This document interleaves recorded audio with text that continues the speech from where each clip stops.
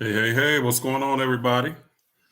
All right, I see my two moderators in house, Fort Law and Dark Goddess. Y'all are here. What's happening? Good to see you guys. Good to have y'all here tonight. Lonnie woke up stamps. Good evening. What's happening? What's happening? Good to see you. I see you in the comments in my YouTube in the community channel. So I appreciate you. Appreciate you. So what's going on? What's going on? Yeah, we're gonna have a good topic tonight. So Paolo, good evening. Lisa Moore, what's happening? What's happening, family? Good to see you. Melvin, what's up? All right. All right, Melvin. Hey, Melvin said, let us do what we do. We're here to hear you bring the truth and through. Hey, I do my best. I do my best. And I always say to people, I'm going to bring you knowledge and information, but I do not want you to like just accept this stuff blindly. I want you to check it out. So I'm going to give you references and resources. Check it out for yourself. I ain't looking for people to blindly follow me. That's not new. We already been in that trap. Let's forget all of that. Okay. So Dulce Maria, what's happening? Graphic Designs, what's up? What's up? Love Flow, hello. All right, awesome. Right. Marcia J, hello. Ruben Smith, what's going on? And Ivory's in the house. What's happening, Ivory? What's happening, Ruben? Judy Smith Randall is here. All right, all my family is here up in this place. Queen of Destiny, what? Queen of Destiny, what's going on? What's going on? All right, Robert Bush, what's happening, brother? Let's see. I'm wondering whether you will ever do a segment or discussion on the Kabbalion. Brother, if you understand the Kabbalion, you already know I'm doing that. So the foundation of what I'm doing is on the Kabbalion. Okay. So very, very powerful. Very, very powerful. I just put it in updated language. I just put it in new terms for you. Okay. But yeah, so I the foundation of what I do, that is the Kabbalion. So which is from the Greeks and the Greeks through Kemet. All right. So good question. Let's see. David McClurkin, what's going on, family? What's happening? B Gaines, what's happening? Family's in the house. Michael Wilkerson, what's up from Chicago? All right. Let's see. So Samira Monet, hello. And Dira D, hello. Dwayne Howard, what's going on? Good to see you guys here. Self-love, muse, and cherish, hello.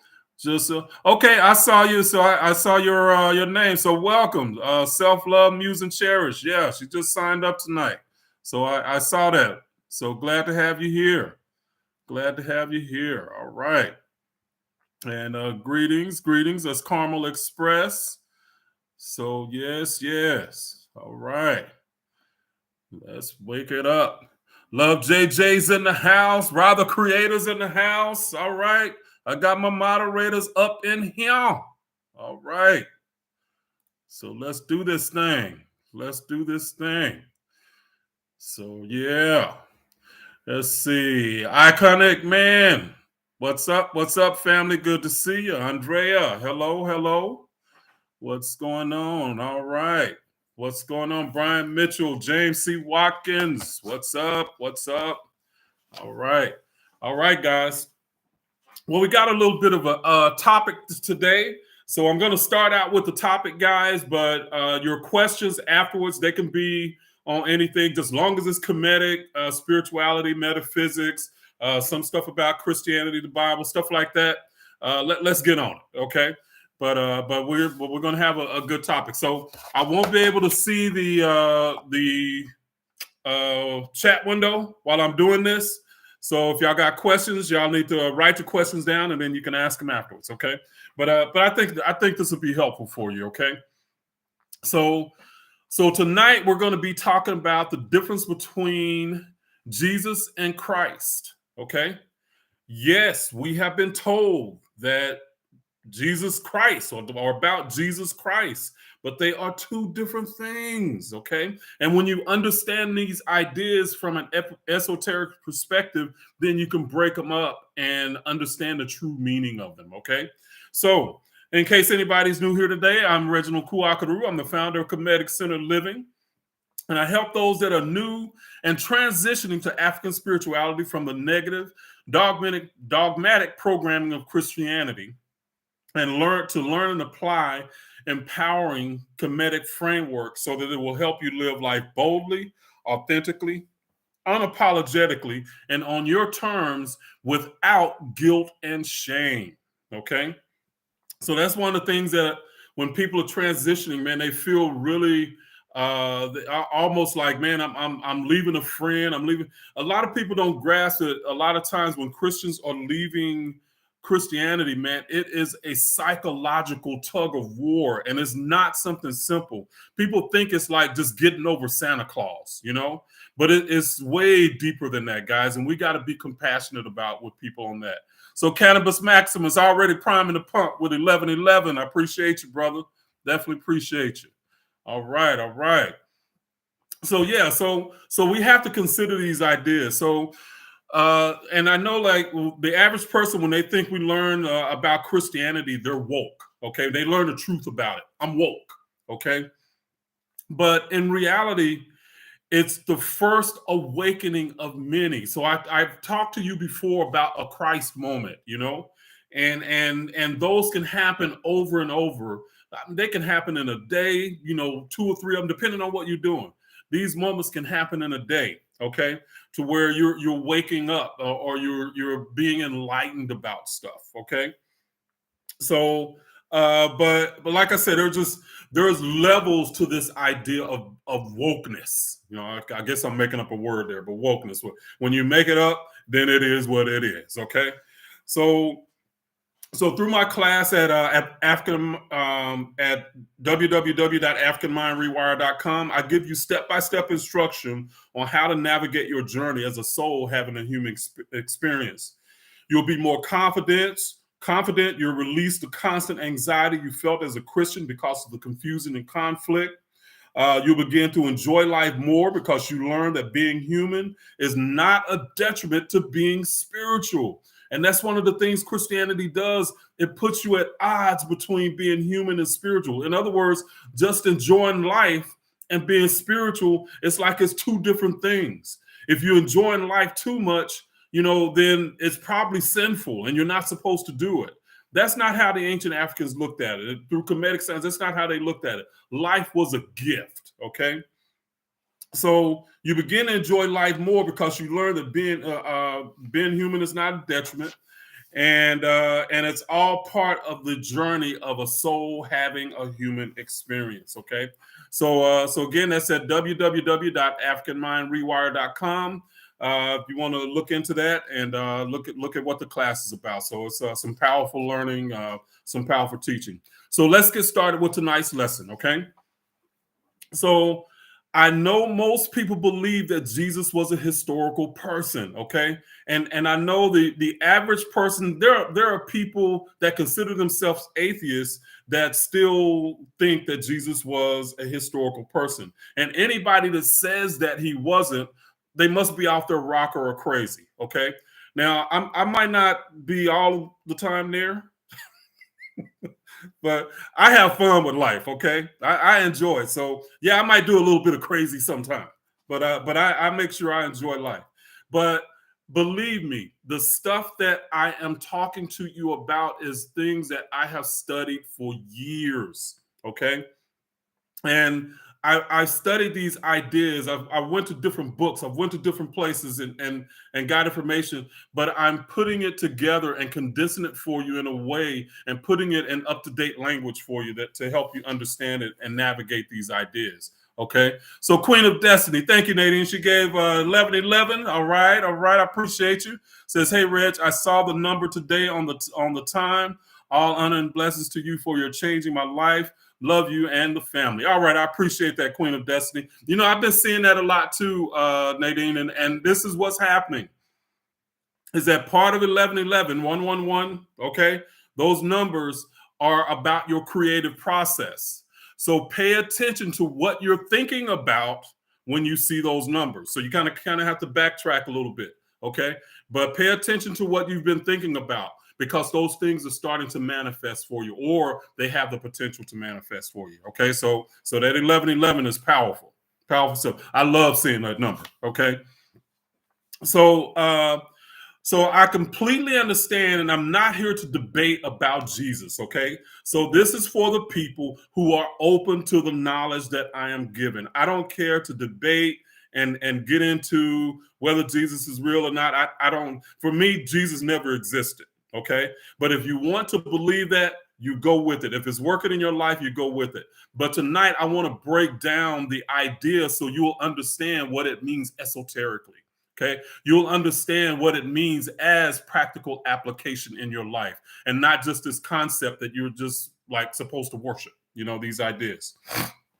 So like I said, I've acquired this knowledge over many years, and so I'm presenting some of that research here for you tonight. As I'm going through this, I want you to check in on your own inner guidance. So ask yourself, does this feel right to me? Does this feel right to me? Okay. Ask yourself, does it make sense? Okay. Because here's the thing. If you answer those two questions with a yes, then it doesn't matter what anyone else believes or thinks. All that matters is you, and you have to trust you. Okay. Because for you, it becomes about knowing. When you know, it just feels right. Okay. And I know a lot of people want to dismiss our subjective inner feeling and knowledge about this information. Okay. Don't reject your own inner feelings, because feelings are your vibration. That's how you connect to information. That's how you connect to the universe. When it feels right for you, roll with it. If it doesn't, throw that shit out and keep moving.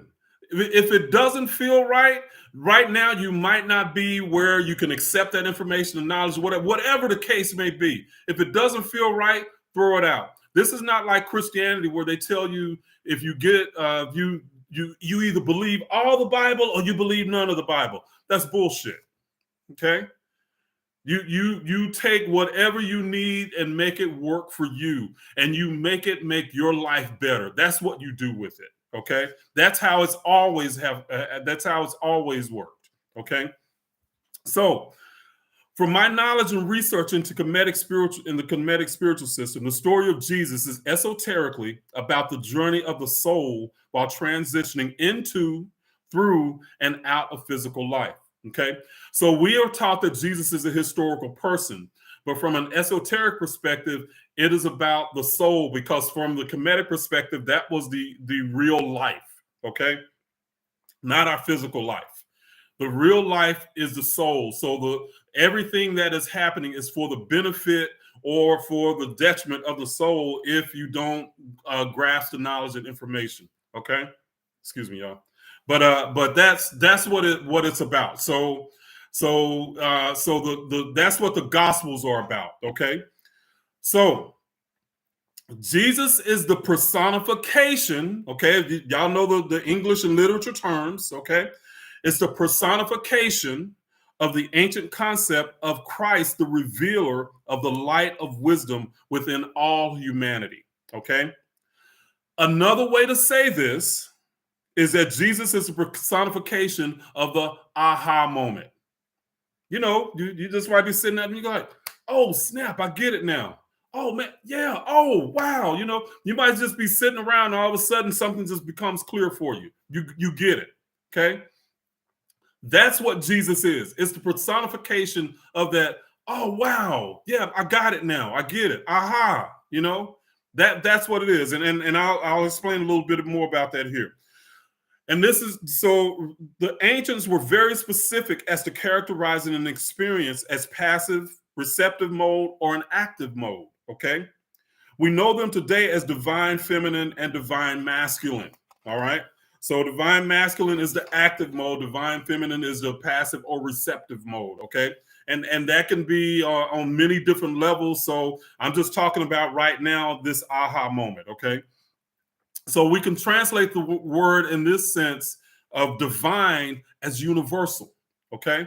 So in other words, the meaning of divine means that it's just universal, that it's something that applies to everything, to all of creation. Okay. All right. So Jesus was personified as masculine because the aha moment is an active event. Aha. Okay. Oh, yeah. Okay. It's active. It's not you just sitting there like, yeah. Okay. Right here, right now, I'm in my feminine mode. Okay. What the ancients would call the feminine mode. So I am going into my inner mind and I'm thinking, I'm contemplating. Okay.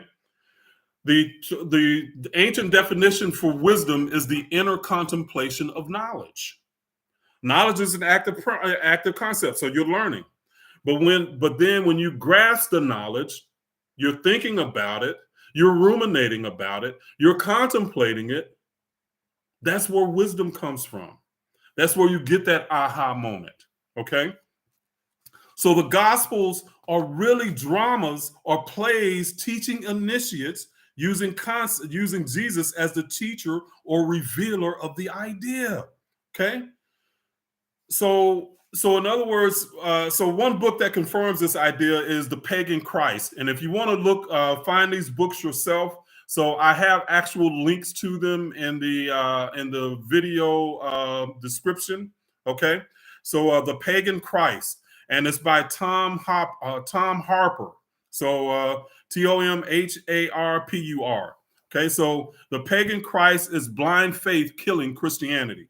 But he says the Gospels are really dramas about the Christos, with Jesus in the starring role as a dramatic personality.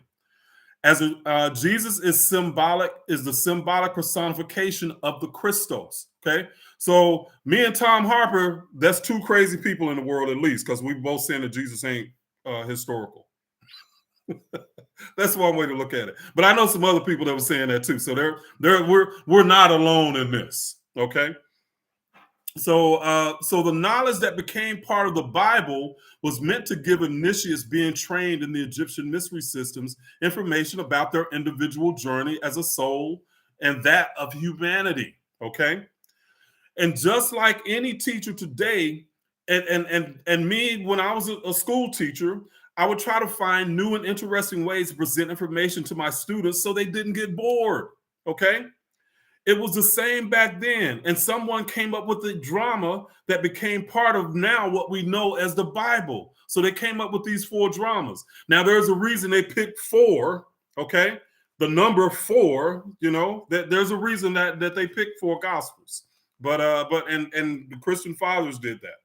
But I'm not going to get into that right now. So Jesus was meant to explain the aha moment and the impacts, or how it impacts us and enlightens us. Okay. So the thing that you must understand is that this aha moment of awakening is not a one-time singular event. Okay. Everyone has a series of awakenings throughout their lifetime. All of us do. I mean, it might be in relationships, it might be in finances, it might be on the job, it might be about a cooking recipe. It could be anything, but you can have aha moments in many different aspects of your life. They can be some of the most mundane things that you can think about. Okay. Baking cookies and you have an aha moment about, man, this will work. This recipe, oh, I could do this in this recipe. It could be something mundane. It doesn't have to be something monumental and catastrophic for it to be an aha moment, okay? Or a Jesus moment, I guess you could say, okay? In the Bible, Jesus also had followers or disciples. The disciples represented personality types with the astrological signs at their foundation. Okay. So the disciples weren't historical people either. They were meant to express our journey through these personality types and how we handle these types.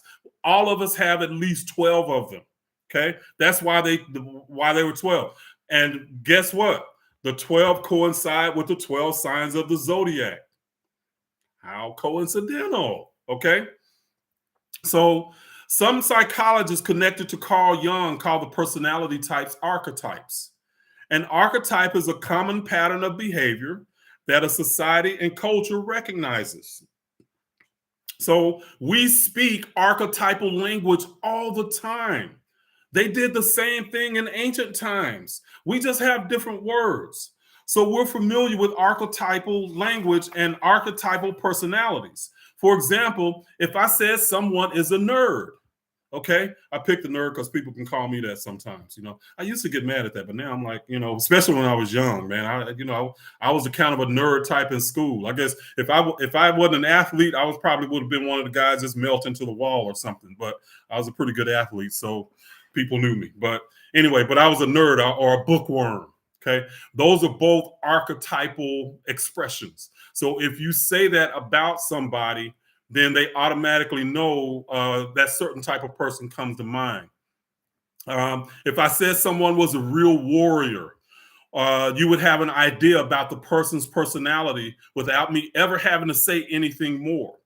If I said she's a boss, you would know the type of woman she is without me having to say anything more. Okay, if you understand what a boss is. Okay, if I said he's a bully, you would know the type of personality that individual is. A nerd, a warrior, a boss, and a bully are all personality archetypes. Okay, Jesus and the disciples are about personality archetypes.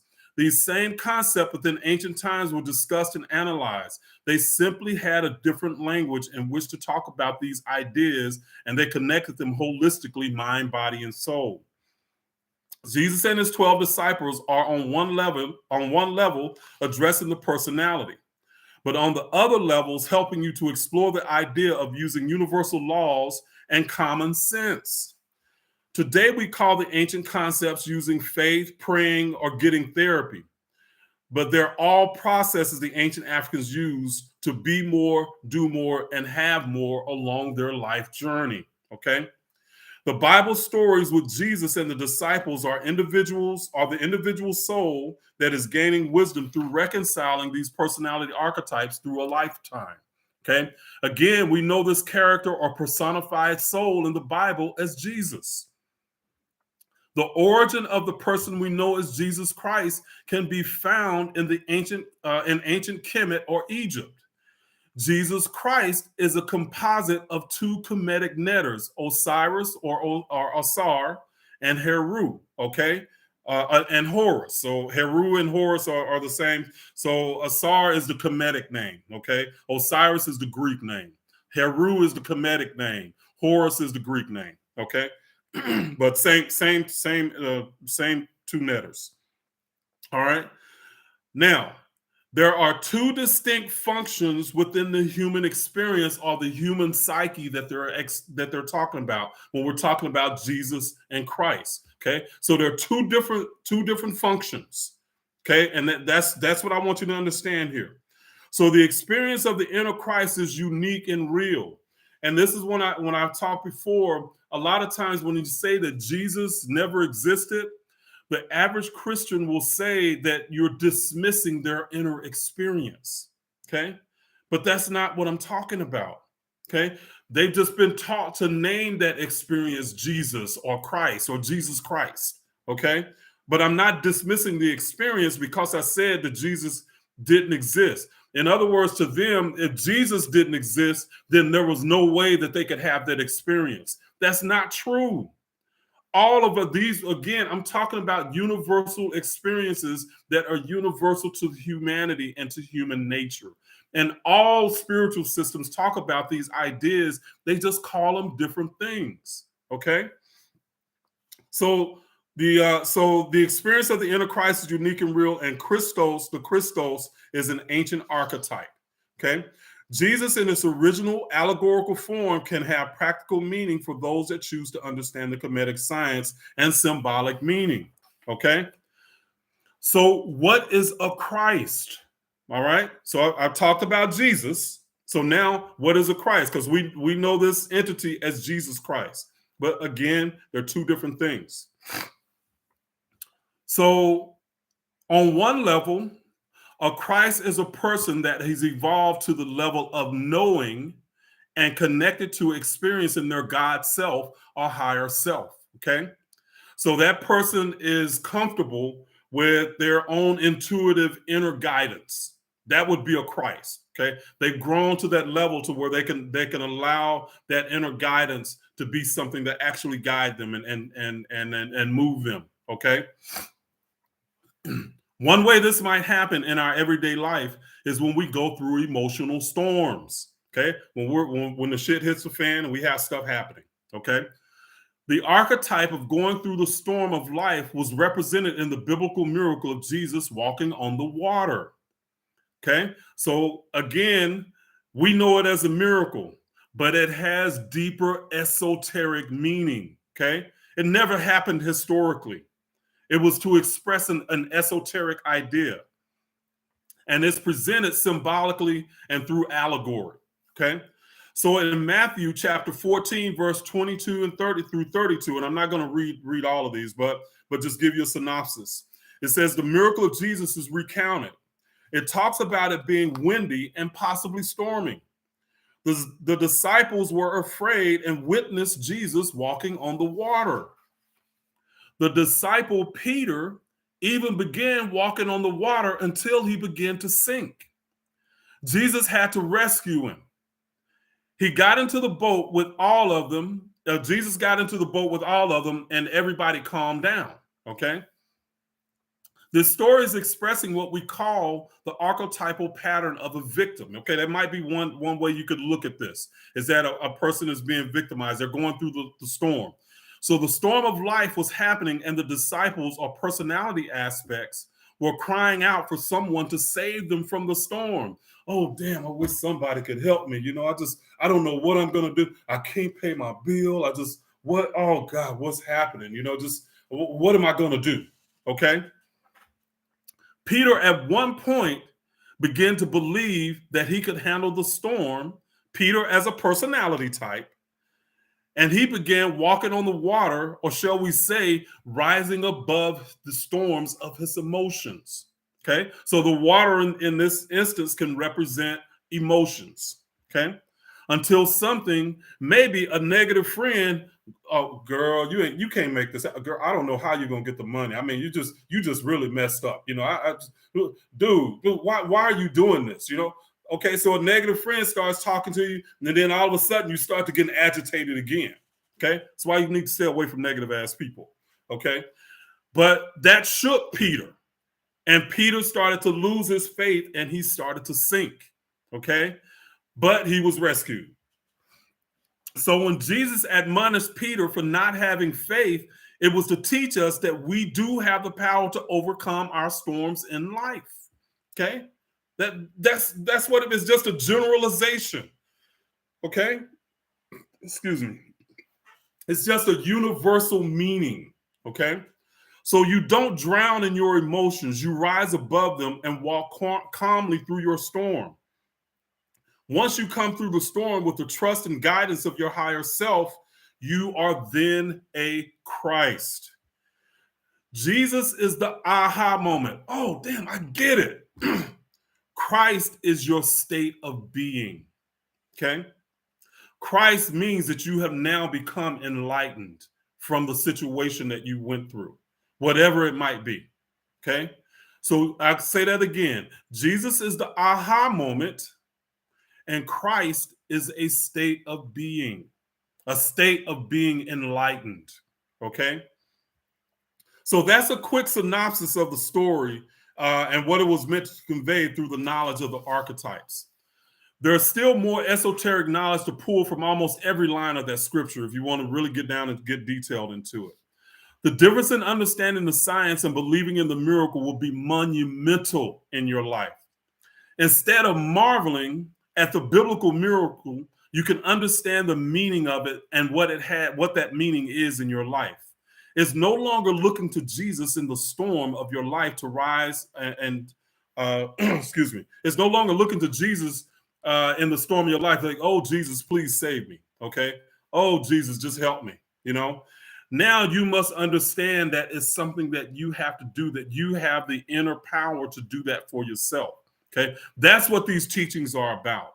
Okay. The power is not out there somewhere. The power is in here. Okay. That's what these teachings are about. So now you have a basic esoteric understanding of the difference between Jesus and Christ. And that is very, very basic. Okay. So just giving you an idea about what this means. Okay. And that's from the ancient Kemetic paradigm.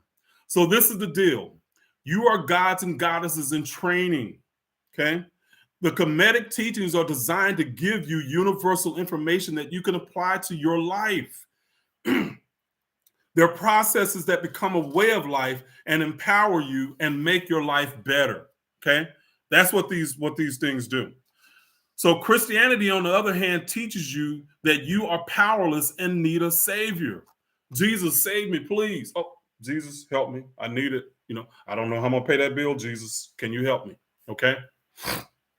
So that's what we've been taught as Christians. Okay, to basically be helpless. But I want to ask you a question, and this is serious. Okay. All right. Ruben gave $20. Thank you, Ruben. I appreciate you, brother. Bruce Breland. All right. Bruce gave $9.99. Thank you, Bruce. I definitely appreciate you.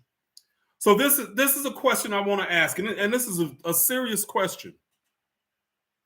In your life experience, has Jesus ever shown up at your door and knocked on your door? And I'm being dead serious right now. Has Jesus ever knocked on your door and says, I'm here to help you? Okay. And I already know the answer to that. Hell to the no. Jesus ain't never showed up and never will. Okay.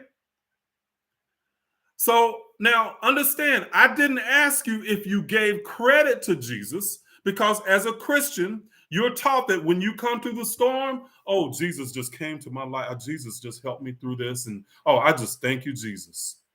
You gave credit to Jesus. But guess who did the work? You did.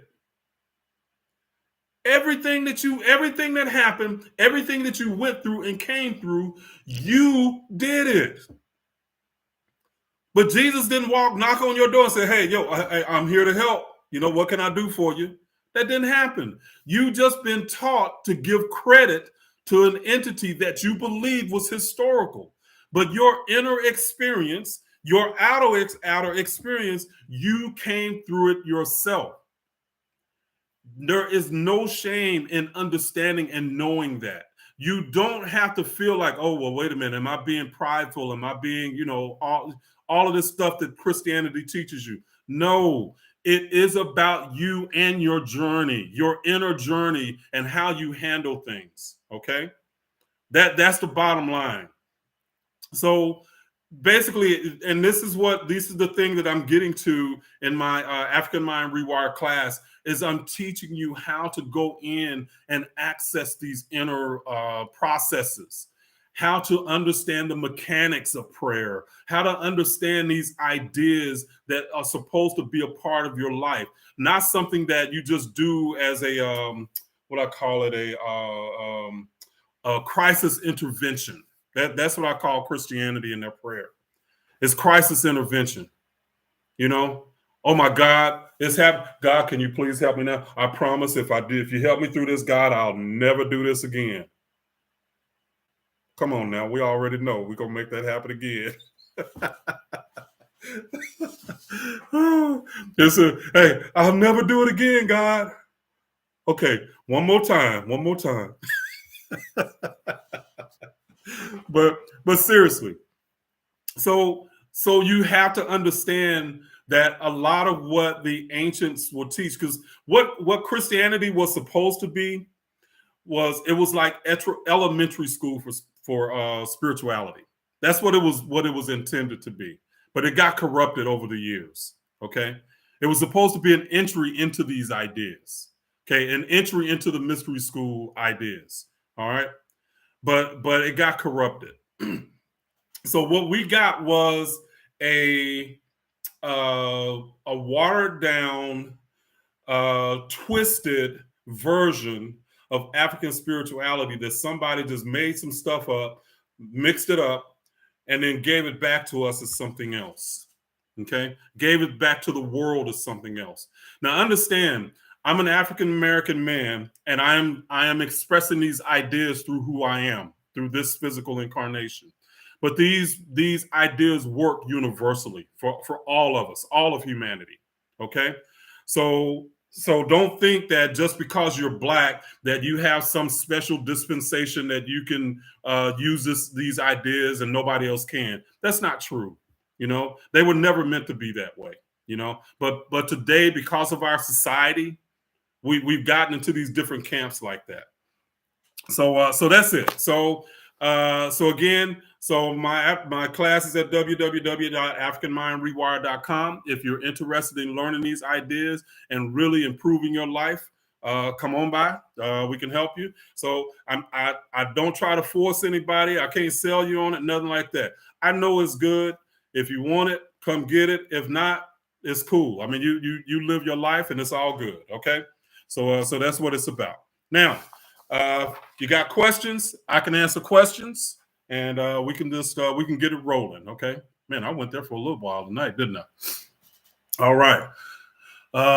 Let's see. All right. So now I can see questions. If y'all want to answer the questions or ask questions, y'all can do that now. Thanks for putting that up, love, JJ. Appreciate you. Okay. Let's see. Drea B says, I knew Christianity wasn't for me when I learned we were assimilated into it. Now, we weren't assimilated, sister. We were like beat into it. So, but I get what you're saying. So yeah. So absolutely.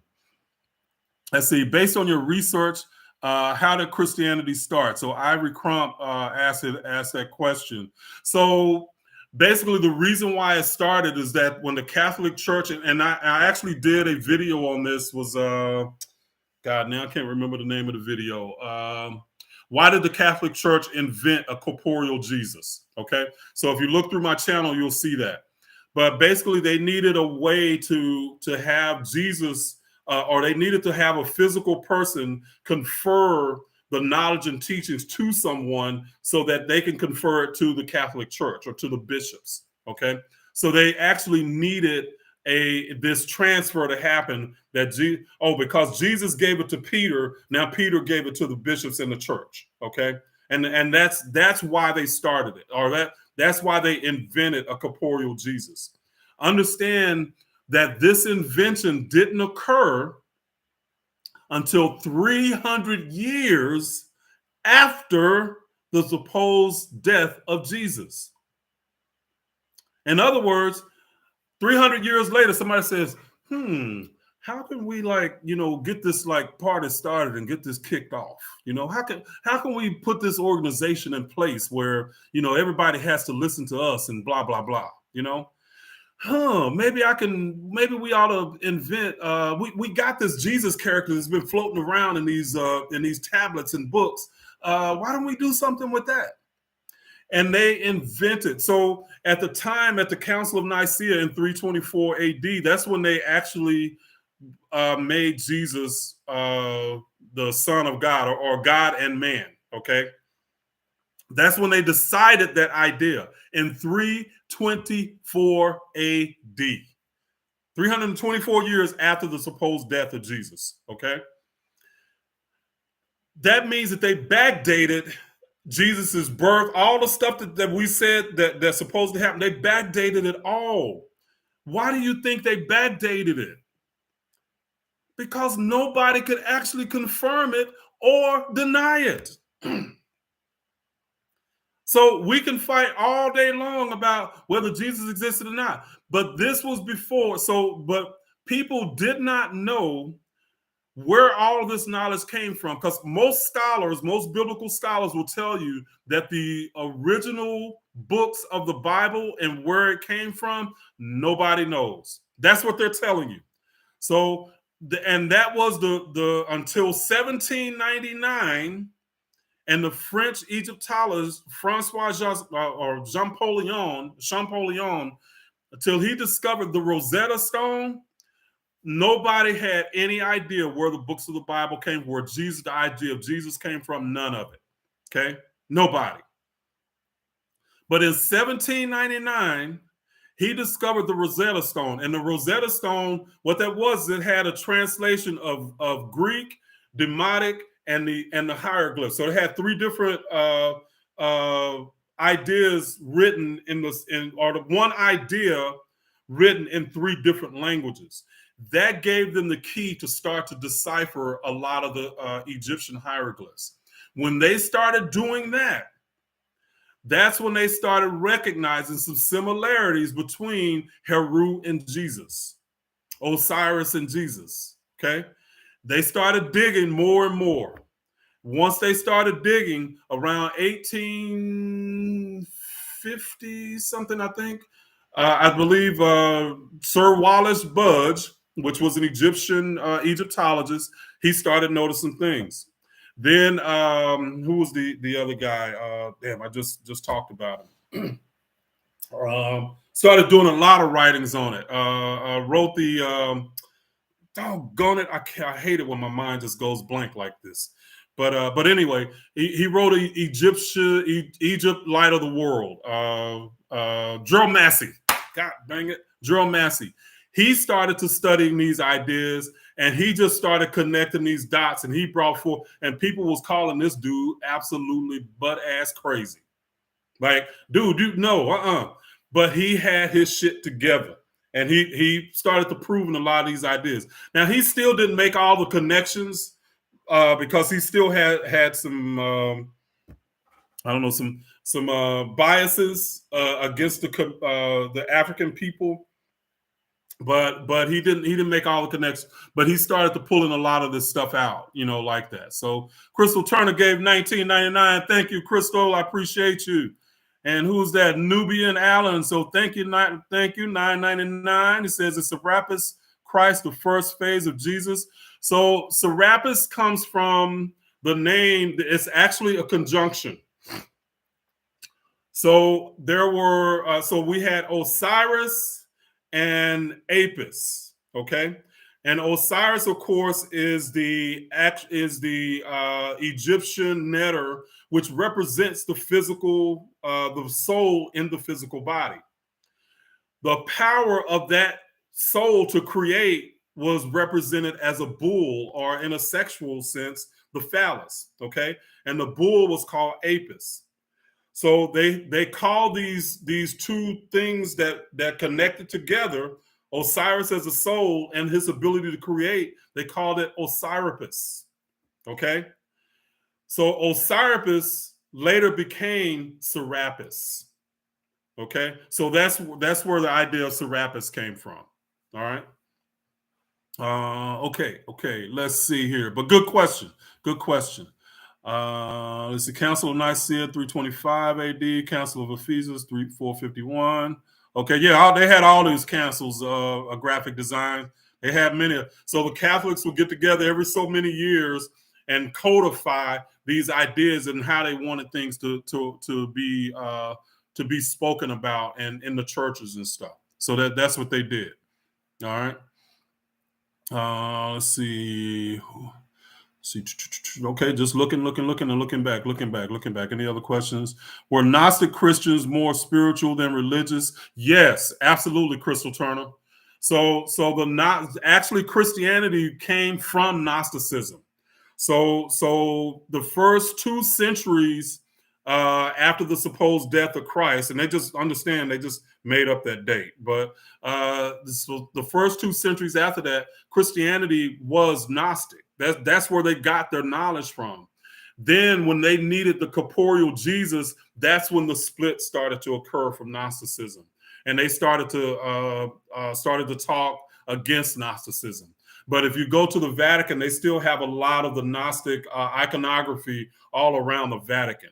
Okay, so you even see what do you call the phallic symbol? What's the phallic symbol? Doggone it, obelisk. The obelisk. Okay, So you'll see an obelisk is right in front of the Vatican. Okay, the phallic symbol. All right, plain and simple. So Rod B gave $5. Appreciate you, Rod B. Thank you very much. I love it. Y'all priming that pump. All right, Martha Harris gave $20, priming that pump. Thank you, Martha. I appreciate you. I appreciate you. So yeah. So Gnostics knew that the ancient writings, because they actually got it from the Egyptians, they knew that Jesus was not historical. What became the biblical gospels? There were many books. Understand, there were hundreds of books that were circulating that could be called gospels today. Hundreds of them. Okay. We know of the Apocrypha, that 7 books that basically the Catholic Church basically kicked out of their Bible, but still the Eastern Orthodox Christians have these Apocrypha in their Bible. Okay. So I think the Catholic book, or the Bible that we have today that came from the Catholic Bible, is 66 books. The ancient Orthodox book Bible, I think it has like 88 books. Okay. The reason why the Catholic Church didn't want to include the Apocrypha is because it gave too much freaking spiritual knowledge. We didn't have the ability to present Christ as a historical individual. Christ in the Gospel of Thomas, which is one of the Apocrypha, spoke in terms of universal application. That was one of the books that was kicked out. Look up the Gospel of Thomas, and there's a good writer, that Elaine Pagel, that a biblical what do you call him? A biblical research person. I don't know, but she basically wrote about the Gospel of Thomas and how it was written, and both the Gospel of Thomas and the Gospel of John, and how they were written kind of like as what do you call them? They were against each other. Okay, they were like competing books. All right, and so the Gospel of John won out. The Gospel of Thomas got kicked to the side, but it's still available for you to read. Let's see. I wish you had call-in options instead of typing the comments. I know, Dre B. See, we're able to do that in my class. We can have a Zoom meeting, so we can do that. But here it is. I wish it was too, because I could hear you guys. You know, maybe I might think about doing this on Clubhouse too. Y'all let me know. I'm on Clubhouse, so Kuakaru. If y'all connect with me on Clubhouse, maybe we can do this on Clubhouse too while I'm doing this on YouTube. So we can think about that. Make it happen. Let's make it happen. Let's see here. All right. Going down. Let's see here. Let's see. Drea B says, I cut myself off, but is the number 2 more significant in Comedics opposed to the number 3 in Christianity, representing the Father, Son, Holy Spirit?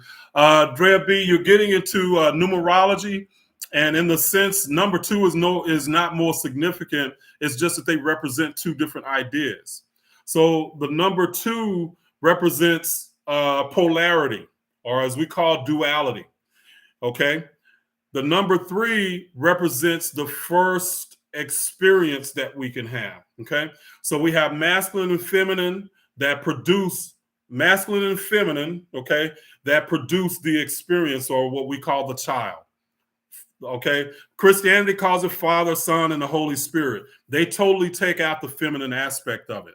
But the Trinity, or the number 3, just simply represents that there has to be a masculine and feminine. And I'm not talking about male and female, so this is not gender and sex, but there has to be a seed and an environment for the seed to be planted in, which is the feminine, to actually produce the experience or the child. So that's what the number 3 means, okay? Or the Trinity. That's the esoteric meaning.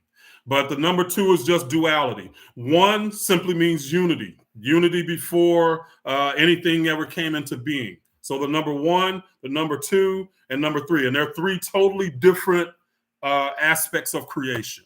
Okay? Makes sense? So yeah. Let's see. Restate the Clubhouse name. I think it's Q A. Let me make sure, because I did this months ago when Clubhouse first came on Android. But let me see what my Clubhouse name is. Let's see. Yeah, it's under Reginald Martin at Kuakaru. So Reginald Martin is my name, and then Kuakaru is at Kuakaru is my Clubhouse name. So if y'all want to connect there, then I can definitely start thinking about doing these in conjunction with the YouTube channel, okay, or the YouTube live. All right. Let's see. Have you read or can you speak on Jesus and the Lost Goddess? Nope, haven't heard of that. Just getting done reading it. It's on point, though the Europeans, have a hard time using original names, giving Africa credit. Yeah, but no, I hadn't heard of that book. So let's see. What's your take on the Anunnaki? Again, the Anunnaki is just allegorical information. So I know people want to make it like real stuff, but it's just allegorical stuff again. Let's see. Question: will you please talk about? So this man knows so much about it's crazy. Well, I appreciate that, Thomas Ramirez. It's a lot of years of study. Trust me, a lot of years of study. Drea B, you locked yourself out. That's no good. Let's see. Factual books don't follow the writing style. Nope. Let's see. Do you believe in healing by laying on the hands? Absolutely, Melvin Reed.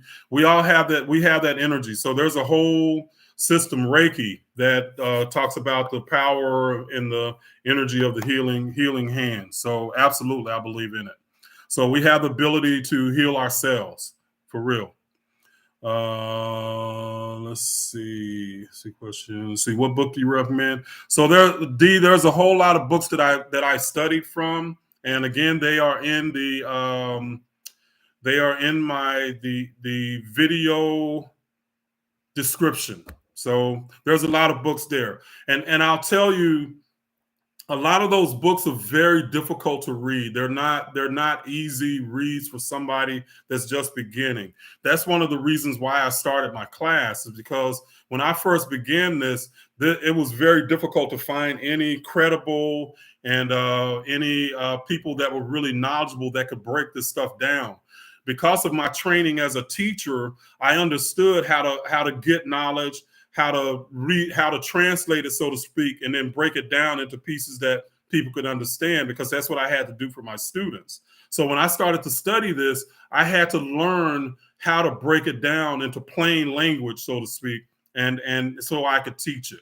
And that's what I do. But a lot of these books don't do it that way, and they definitely don't connect the spiritual aspect and the metaphysical aspects like I do. So a lot of it, again, is just, I've been studying this stuff for almost 20 years. So it's just something that becomes second nature for me now. Let's see here. And let's see. Yep, Dre B, I'm a crystal person too. Yeah, I agree. Rod the Creator, I agree. You have to believe that you can be healed. And that's the thing. If you have doubt, it doesn't happen. It doesn't happen. So absolutely. So let's see. Iconic Man said, you're getting crystals. All right. Yeah, I got a lot of them. So I got a lot of them that I use. I sleep with crystals under my pillow at night, So if I'm wanting to heal something or create something, to manifest something, I'll say affirmations and stuff before I go to bed at night, So again, that's stuff that I teach in the class. So Rod the Creator put up my Cash App. Thank you, Rod the Creator. I appreciate that. And actually, let's see, somebody here already gave something on the Cash App here. So Brenda Shamblers gave $20 on the Cash App. So thank you very much, Brenda. I definitely appreciate you. And I just had a couple of other people. Andrea Jenkins just came through, gave $22. Thank you, Andrea. And Ramonica sent $50. Thank you. And Russell Peterman sent $50. Dang, y'all just coming up hard and heavy in here. Thank y'all very much. I appreciate that. I really do. So they all gave on the Cash App. Y'all are very kind. Let's see. Is Lucifer ego? Inquiring minds want to know, so it seems. Okay, Orange Moon, that's a really good question. So you have to go back to the original meaning of Lucifer, okay? And it comes from the Latin terms lux, which means light, okay? So Lucifer actually means bringer of light. Only in the King James Version of the Bible has Lucifer been connected to Satan. That's the only time that Lucifer has been seen as something negative. Any other time, Lucifer, Jesus, and Lucifer, Jesus, and Heru are all three of the same functions of the universe, I guess you say. So Heru in ancient times was known as the bringer of light because it was light. We are known as light. The spark of light is within each of us, within our physical body. So the angel that fell from heaven was actually Lucifer, or light that came from the heavens into what we now call the underworld or earth. Okay? So the light fell into the physical. So Lucifer means light, light bringer. Okay? That's what it means. It has nothing to do with the devil, nothing to do with Satan. Only Christianity and only the King James Version of the Bible does that. Connects Lucifer to Satan. Okay? There's no other Bible that does it. None. Okay? So Lucifer is not negative. And that doesn't, and I know some people, oh, he's trying to get me involved in satanic and worshiping Satan. No, God damn it. I'm trying to tell you that what's the real deal is. Okay? That plain and simple. Okay? Christianity twisted a lot of shit. They twisted it purposely to screw you up. Think about it in the Adam and Eve story. They tell you that gaining knowledge was a sin. Because you think about it, why was Adam and Eve kicked out of the Garden of Eden? Because they ate from the tree of knowledge of good and evil. How many spiritual systems are going to teach you gaining knowledge is evil? How stupid is that? Because it's all about being enlightened. How do you become enlightened if you don't gain knowledge first? Woo, man, don't get me started. I'm sorry. God, no, I'm not sorry. But then, y'all know what I'm saying. Damn. Get on my damn nerdies. Whoa, man. But anyway, let's see here. That's the only, and you think about it in Christianity, how often do they tell you that you should not go outside the Bible to get other knowledge about Christianity or about anything for that matter? They tell you not to do it. It's a sin. Okay? So Christians remain ignorant, and I hate it when Christians come to my channel and make comments like a dude today came to my channel and I had wrote the on my community page, wrote about we are all gods in human form, and I'm telling you, it is so crazy to me that Black people are the ones who will push back against that the most. And it's so crazy to me that Black people growing up, that we worship white Jesus. That I remember having this picture of white Jesus in my grandmother's house, and I actually put it up on the community page if y'all see that. But this white Jesus, and when I say that we are gods, and even the Bible says the same thing. John 10:34 says that. The same scriptures in Psalms 82 verse 6. We are gods. We are all children of the Most High, meaning that we are all sparks of creation in flesh. Okay? And Black people will invariably push back against that. And to me, subliminally, they're saying that no, my God is white. I can't be God. Because look at Jesus. I mean, look at that long flowing hair and them blue eyes. I mean, just shit. I don't look like that. That ain't me. I'm being silly, but anyway, but there's some truth in that. A lot of truth in that. It's like we're saying that we can't be that. This is the deal, guys. This is who we are, and this is why we're here. We are here to learn to create in our world like God created the universe. We are here we came down from heaven as sparks of light, and at some point we're going to return. Okay? Did y'all have any idea that the letter J in Jesus is about a partial return? Okay? Partial return. The J. Okay? All right? So the letters that we have, even in our using our words, they're not just arbitrary. The A is about the opening, and it's the first letter, but it's about the opening of the heavens. Then you have the veil between the heavens and the earth. That stuff just not by accident. But I did another video. If y'all want to learn a little bit about that, did a video. Is the rapture really going to happen? So y'all look that up. Okay. But at any rate. So some good stuff. All right. Discovered the matter is form of hard light. Everything is made of light. Yeah, absolutely. Thomas Ramirez. He says, not long ago, the CERN Hadron Collider, they discovered that matter is a form of hard light. Everything is made of light. Absolutely, positively. And we say they discovered it, but the ancients were talking about this thousands of years ago. That's what trips me out, is we all of a sudden, we discover it, and then we figure out the ancients already knew it. One of our things that in this society today that we have to come to terms with is that we don't know everything, and the ancients didn't know anything. There's a lot of stuff we are discovering that they already knew. That's crazy to me, man. That's crazy wild. Let's see. We're conditioned to. Greg Scott gave $5. Thank you very much, brother.